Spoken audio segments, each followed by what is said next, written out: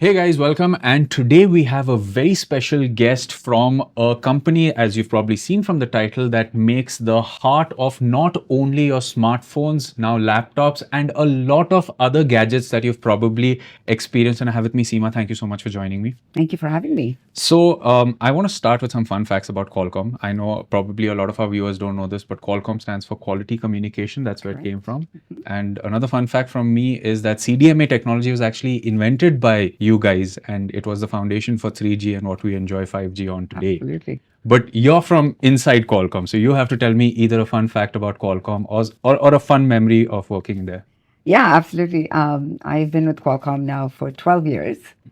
And I will tell you, I feel like I've been in 4 different jobs. That is the biggest fun fact. And it literally went from when we were actually marketing mobile phones, and now we've expanded into so many different categories, as you mentioned. And it's completely new segments, completely new audiences. And we've gone from wanting to be a B2B brand to a consumer brand. So that is my funnest memory. And I'm having just so much fun every day and learning every day. Yeah, I actually kind of remember that at least it was a very big deal in India when, some brands came with the Snapdragon 801, Correct. and it was like very game changing for that for those 1 2 years for that generation, and a lot of us were kind of just getting into using the smartphone for more than phone. Social media was taking over at that time. Uh-huh. So I think that was one of my fondest memory of using a Qualcomm phone from back in the day was Yeah. the 801. But Then the video thing expanded, exploded, WhatsApp exploded, everything exploded. yeah. Yes. Yeah. So Snapdragon Insider, right? Like you look at any brand today, they're nothing without their community, and I think Qualcomm set a benchmark on it with Snapdragon Insider.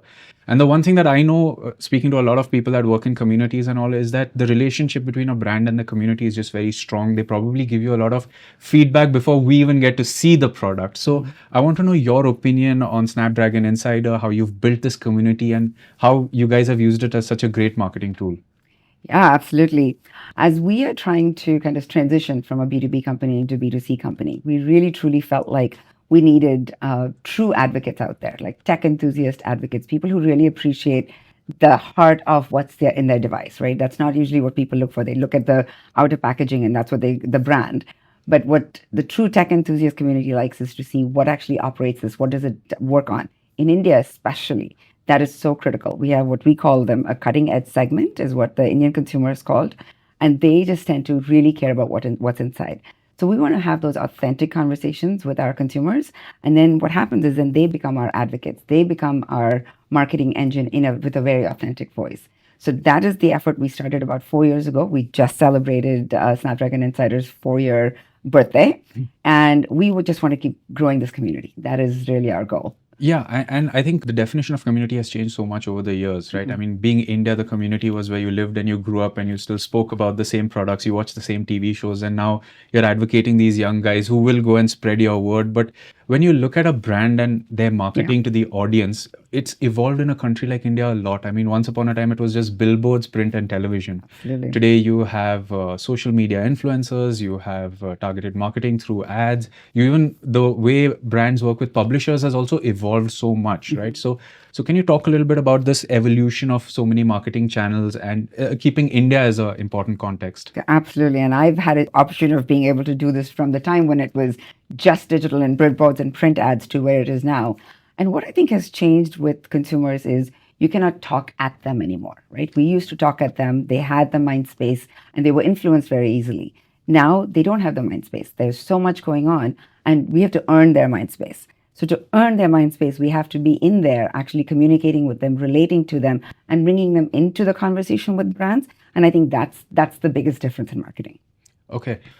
Now, even keeping the push to online so big, right? One of the changes that we've seen is I can watch a video of, let's say, a laptop or a smartphone on YouTube, but the touch and feel is still very important, especially when you go to the tier 2, tier 3, tier 4 cities in India, right? They'd still want to go Play with it. offline and check it out as to what it feels like. And Qualcomm has had this big push with large format retail, especially you guys had a very big launch with Chroma, dedicated zones in Chroma where people can go and not only experience the phone, but laptops as well, right? So how do you see this shift happening, especially with, offline people still going and experiencing versus online where you can order it on Amazon and probably watch a few videos as well? It's a combination. I think it's definitely a combination of where you have to go experience the product. Our products are not cheap. They're not impulse buys.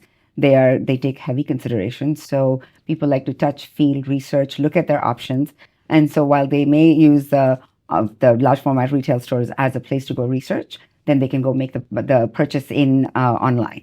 Vice versa, they can actually go do research online where they're doing the tech specs side by side, and they go make the purchase and make the purchase an event with their family, right? I mean, before, whether it's Dhanteras or any kind of holiday, you can go do that online. So I think there's a big kind of relationship between the online and offline. Yeah. Qualcomm has been a fairly household name when it comes to the tech community, right? Because of your legacy in consumer technology. But lately, we've noticed that there's a very big marketing push for the masses as well, right? The communication has gone up. So, can you talk a little bit about what changed and what's made India such a big, important market?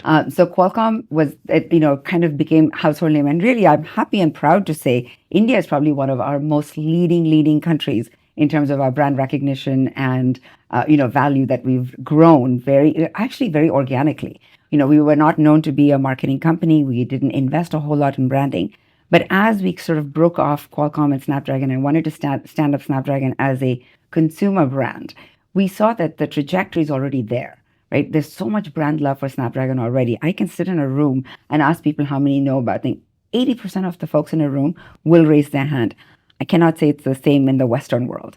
So with that, we feel like there's a momentum. We need to kind of put more fuel and gas into that momentum and keep growing that brand as we're expanding into different categories. So this is a bit of a cheat question, but what's the next big Qualcomm product that our viewers, because our viewers are the young techie enthusiasts, so do you want to tease something for them?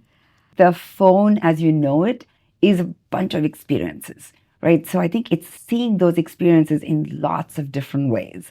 So your glasses are going to serve as in a completely different way. I'm just coming back from being in China, and I saw some innovation there that just shows how glasses are innovating, how XR is going to innovate. Your car, the experiences in your car is just going to completely transform how your relationship with your car. So I think there's not one, there's going to be plenty. So there's a lot to look forward to. There's a lot to look forward to, yes. I think you should keep an eye out for what's coming because we are really innovating every day. Every day is something new. Our engineers are hard at work and really trying to take that technology, that essential mobile technology that we have, and bring those experiences in so many different places. So that's where our trajectory is. Yeah.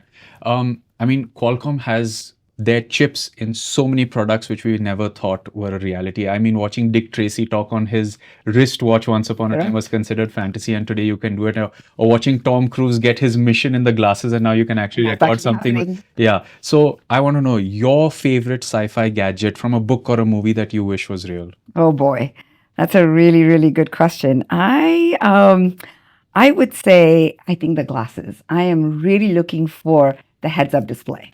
That is what I would love to see. I think I'm so tired of looking down. I would love to be able to look up, ask questions, things come up in front of me, and as I'm going about my day, heads-up display in a regular day-to-day. I know today we see it in cars, we see it in a few places, but to see that in daily life, things showing up in front of me, that will be amazing. And Qualcomm will make it happen, hopefully. Qualcomm will make it happen, yes. Okay, so now we'll turn time around a little bit. Maybe a favorite gadget from your childhood that you wish makes a comeback, or that you wish the next generation could experience, maybe for the first time properly. Absolutely. The rotary telephone. I thought that was just an absolute classic. There was a ring to it. There's a sound to it. You actually get to memorize numbers. Do you know any numbers? Except my wife's no.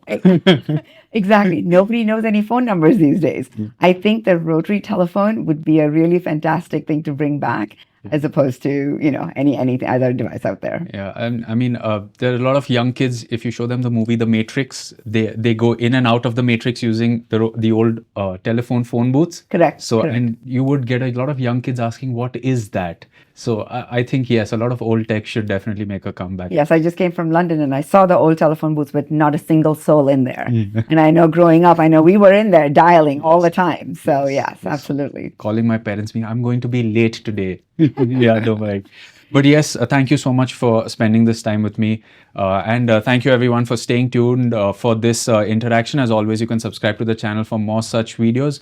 We will catch you in another episode. It's goodbye for now.